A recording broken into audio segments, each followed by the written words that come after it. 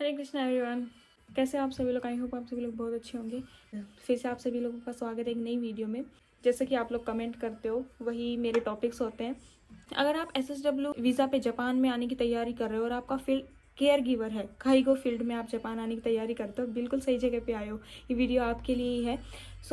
अगर आप SSW में आना चाहते हो, ठीक है, काइगो नर्सिंग केयर वाला एग्ज़ाम जो है वो उसकी प्रिपरेशन कर रहे हो, तो आपको सबसे पहले ये पता होना चाहिए कि ये किस टाइप का काम है। क्या ये हॉस्पिटल में काम होता है? इसमें किस टाइप के हमें पेशेंट्स को देखना होता है? सैलरी किस टाइप की होती है? सैलरी कितनी मिलती है? क्या ये काम आपके लिए सही है या नहीं है? ठीक है, क्या आप इस काम के लिए बने भी हो या नहीं हो, है ना? और अगर आप जापान में आ रहे हो तो आपके क्या क्या चैलेंजेस है जो आपको मिलेंगे अगर आप इस काम को कर रहे हो, कितना सेफ है आपके लिए। ये सारी चीज़ें मैं इस वीडियो में आपको बताऊंगी एंड किस टाइप का वर्क होता है ये सारी चीज़ें। वीडियो को लास्ट तक देखना। तो SSW केयर गिवर क्या होता है? सबसे पहले SSW केयर गिवर, SSW का मतलब होता है स्पेसिफाइड स्किल्ड वर्कर, है ना। इसको जापानीज में तोकुते गिनो बोलते हैं, है ना। और जो SSW वीजा, तोकुते गिनो वीजा, इसको जापानीज में बोलते हैं। उसके बाद केयर गिवर फील्ड को जापान में कहते हैं काइगो, है ना। काइगो केयर गिवर इसको इंग्लिश में बोलते हैं, काइगो इसको जापानीज में बोलते हैं। इसमें क्या बेसिकली क्या होता है कि मैंने आपको कई वीडियोस में भी बताया कि जापान की 70% पॉपुलेशन वो ओल्ड एज लोग अभी हो चुके हैं। ओल्ड एज लोग जापान में बहुत ज़्यादा है।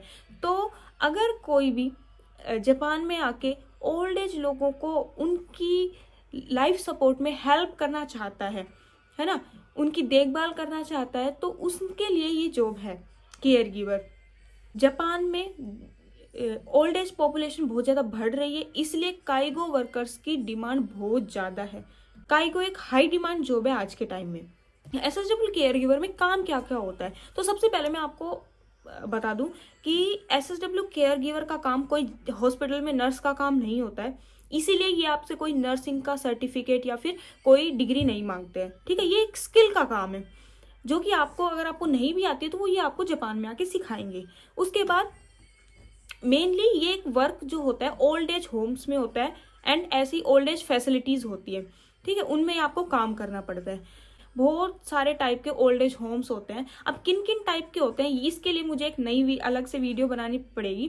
अगर आप चाहते हो कि मैं इसके ऊपर भी एक वीडियो बताऊं और डिटेल में बताऊं तो मुझे कमेंट करना, भी नेक्स्ट वीडियो का भी लेके आऊं इसके ऊपर भी कि जापान में किन किन टाइप के ओल्ड एज होम्स होते हैं। सभी का वर्क कल्चर, वर्क टाइप भी अलग होता है, ठीक है। सभी में डिफरेंट डिफरेंट टाइप के पेशेंट्स, अलग अलग टाइप के पेशेंट्स होते हैं, इसलिए सभी का काम करने का वो भी अलग तरीका भी अलग होता है।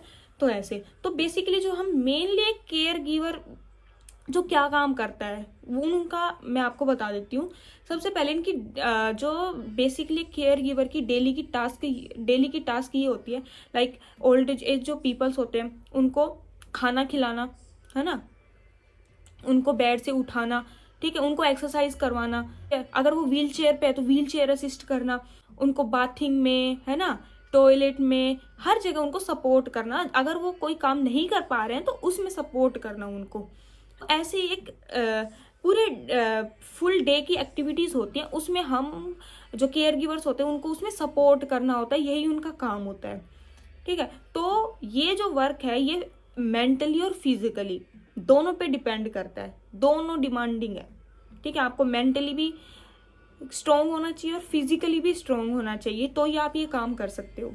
नेक्स्ट है टॉपिक हमारा कि वर्क इन्वायरमेंट कैसा होता है। तो बेसिकली ये एक शिफ्ट सिस्टम का वर्क होता है, लाइक मॉर्निंग, इवनिंग और नाइट शिफ्ट होता है, ठीक है। अब मॉर्निंग को लाइक हायाबान, ओसोबान, है ना, तो ऐसे इसको जापानीज में बोलते हैं। तो बेसिकली जो मॉर्निंग की शिफ्ट होती है कहीं पे 7 PM से स्टार्ट होती है ना, 7 PM से 4 PM। जो इवनिंग की शिफ्ट होती है ये सुबह 11 बजे से, है ना, रात 8 बजे तक, किसी में 9 बजे तक, है ना, 12 बजे से, ऐसे कुछ इसका टाइम होता है। और नाइट शिफ्ट होती है। नाइट शिफ्ट क्या होती है? नाइट शिफ्ट में जो ये केवर गिवर का काम होता है, इसमें 2 दिन का काम 1 दिन में करना होता है। लाइक नाइट जो शिफ्ट होती है वो पहले दिन के या तो 4 बजे से, शाम के 4 बजे से या 5 बजे से स्टार्ट होता है एंड दूसरे दिन के या तो 9 बजे से या 10 बजे तक खत्म होती है। मतलब 2 दिन का काम है 1 दिन में करके जाओगे, ठीक है। ये अराउंड 16-17 आवर्स की शिफ्ट होती है पूरी, ठीक है। इसमें जो लाइक क्यू के जिकान जिसको बोलते हैं, ब्रेक टाइम भी 2 आवर्स के अराउंड होता है। तो ये ऐसे होता है। एंड इसमें अगर आप नाइट शिफ्ट करते हो तो नाइट शिफ्ट बेसिकली मंथ में आपको 4 to 5 टाइम्स मिलती है। ये टीम वर्क होता है, ठीक है। इसमें आपको अपने जो टीम वर्कर्स हैं उनके साथ मिलना जुलना बहुत ज़्यादा ज़रूरी है ना, बातें करना बहुत ज़्यादा ज़रूरी है। तो ये टीम वर्क कल्चर होता है, ठीक है। इसमें टीम वर्क होता है जिससे कि आप अपने जो रिकॉर्ड्स हैं, जो भी आपने काम किया है, वो नेक्स्ट शिफ्ट वाला अगर पर्सन आता है ना तो उसको बताना होता है। सारी चीज़ें आपको आजकल सारी चीज़ें आपको लैपटॉप में लिखनी होती है, सब चीज़ों के रिकॉर्ड्स बनाने होते हैं ना, तो ये सारा काम होता है, टीम वर्क होता है। और बेसिकली जापानीज लैंग्वेज का तो काम है ही, तो आपको जापानीज बहुत ज़्यादा ज़रूरी है, ठीक है। इसमें आपको हर टाइम आपको ओनली जापानीज में ही आपको बात करनी है ना, क्योंकि आप जापानीज लोगों के साथ काम करो तो जापानीज में ही बात करोगे। कि सैलरी कितनी मिलती है, ये सभी का क्वेश्चन बहुत ज़्यादा। एवरेज सैलरी मैं आपको 2026 अभी के हिसाब से बता देती हूँ। बेसिक सैलरी इसमें अराउंड 19 मंथ से स्टार्ट होती है एंड ये सैलरी जाती है 22 मंथ तक, एक जो बेसिक सैलरी है। इसके अलावा जो इसमें नाइट शिफ्ट होती है और ओवर टाइम होते हैं वो सब कुछ अलग होता है। ये सब कुछ इसमें सैलरी में जो बेसिक सैलरी इसमें ऐड होके मिलता है। नाइट शिफ्ट का क्या प्राइस होता है जापान में? नाइट शिफ्ट का अराउंड किसी में 8,000, किसी में 10,000 एक नाइट शिफ्ट का अलग से, क्योंकि आप रात को काम कर रहे हो ना, तो उसमें अलग से आपको 8,000 या 10,000 उसमें सैलरी में अलग से ऐड होके मिलते हैं। मतलब अगर आपने महीने में 5 नाइट शिफ्ट की है तो आपको 50,000 अलग से मिलेंगे। उसके बाद अगर आप ओवर टाइम करते हो तो ओवर टाइम का क्या होता है, आपको 25% बढ़ के सैलरी मिलती है। उसके बाद इसमें डिडक्शन भी होता है ना, तो जो आपके हाथ में जो सैलरी आएगी वो बेसिकली 20 मान के आसपास आएगी, है ना। अगर आप नाइट शिफ्ट अच्छे से करते हो तो 22 मांस के ना 25 मान के आसपास इसकी में आपकी सैलरी आ जाएगी। डिडक्शन में क्या क्या होता है, डिडक्शन में बेसिकली टैक्सेस होते हैं, है ना। इनकम टैक्स होता है, आपका हेल्थ केयर जो इंश्योरेंस बनता है उसका टैक्स होता है ना। आपका रूम रेंट होता है ना। आपका पेंशन के लिए कटता है, जापान में पेंशन के लिए बहुत ज़्यादा बहुत ज़्यादा कटता है पेंशन के लिए, तो ठीक है। तो ये सारे डिडक्शन होते हैं। इनके बाद जो बेसिक सैलरी आती है वो मैं बता रही हूँ आपको, कहीं वो सब अलग से होता है, मतलब ये बेसिक है। केयर गिवर में वर्किंग आवर्स कितने होते हैं? आपको हर दिन में 8 घंटे काम करना होता है। उसमें आप 8 घंटे तो आपको काम करना होता है, प्लस आपको 1 घंटे आपका ये ब्रेक टाइम मिलता है, तो मतलब 9 घंटे पूरे हो गए। उसके अलावा वीक में आप 5 दिन काम करते हो। केयर गिवर में बेसिकली क्या होता है, आपको महीने में 10 छुट्टियां मिलती हैं। वैसे तो हमेशा हर कंपनीज में ओनली संडे सैटरडे छुट्टी मिलती है ना। उसके बाद जो नेशनल हॉलीडेज होते हैं तो उनकी भी अराउंड 8 छुट्टी तो हो ही जाती है, 8 छुट्टियां तो हो ही जाती है। उसके बाद 9 छुट्टी, जैसे लाइक कोई पब्लिक हॉलीडे हो गया ऐसे करके। तो केयर गिवर के काम में, काइगो के काम में ये रूल है, ठीक है, कि आपको 10 छुट्टियां तो मिलेगी ही मिलेगी, ठीक है। जब आपका शिफ्ट सिस्टम आता है तो उसमें क्या होता है, बेसिकली आप 3 दिन काम पे गए, 1 दिन छुट्टी, है ना। क्योंकि महीने में आप 20 दिन काम कर रहे हो, 10 दिन आप घर पे रह रहे हो, इसलिए। और कई बार क्या होता है, जब आपका शिफ्ट आती है तो उसमें आपको ज़्यादा दिन छुट्टियां भी, मतलब कभी कभी लाइक 11 दिन भी छुट्टी मिल जाती है, 12 दिन भी। ये मतलब सारी चीज़ें ना आपके वर्क प्लेस के ऊपर डिपेंड करता है बेसिकली, मैं तो ऐसे ही बता रही हूँ। उसके बाद जो पेड लीव होती है जापान में, है ना, लाइक पेड लीव आपको इसमें जो केयर गिवर इसमें थोड़ी कम मिलती है, इसीलिए इसमें जो महीने की 10 छुट्टियां मिलती है। पेड लीव आपको 1 ईयर की ओनली 10 पेड लीव्स मिलती है। केयर गिवर के काम में ग्रोथ अपॉर्चुनिटी कैसी है ना, कैसे आप अपने फ्यूचर को स्टेबल कर सकते हो, है ना, केयर गिवर में आके। तो बेसिकली केयर गिवर का SSW1 का वीजा 5 ईयर्स का होता है ना। 3 ईयर्स SSW1, SSW2 बोलते हैं, लेकिन वो बेसिकली SSW जो आप बिना लाइसेंस के कर रहे हो वो 5 ईयर्स का होता है।